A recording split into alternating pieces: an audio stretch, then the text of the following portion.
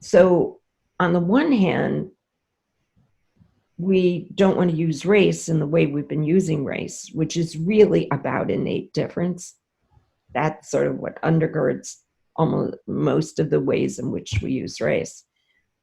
We want to think about the social dimensions of race and especially racism. So for spirometry, personally, I don't think we should race correct. I think there's no way to race correct without the notion that race is a defined entity and that groups are homogeneous.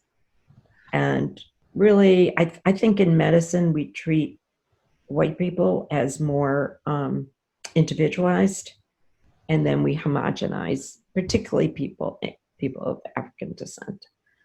So I think there's the other issue, and this is a hard sell, but is the spirometer, can the spirometer do the work it's being made to do?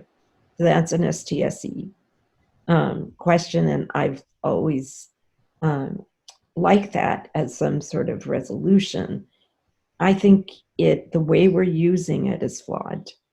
And because it's inherent that you have to compare an individual to population, so you have to define a population, no matter how your correction is working, whether it's working through a scaling factor, whether it's working through population-specific standards. You have to the population has to be fairly homogeneous. And so what I think spirometry could be useful for is longitudinally. Someone with, any of a large number of respiratory diseases, follow them over time. You need a different kind of health system to do that. But just because we don't have that health system, we don't want to substitute a particular usage of the spirometer that I think is deeply flawed. So I think there are uses for this instrument, but in individuals, using the individual baseline. They do that essentially in mines, for example. It's pretty gross, but they collect spirometry measurements and then watch people's lung function deteriorate with time in the mind.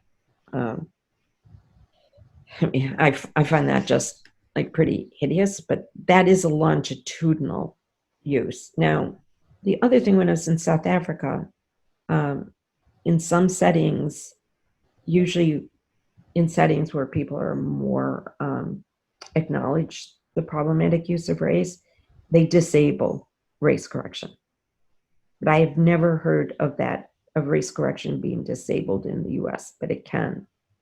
Now, some would argue, well, then you wouldn't really know about the physiological effects on the lungs of, let's say, pollution, the environment on the lungs of people of African descent.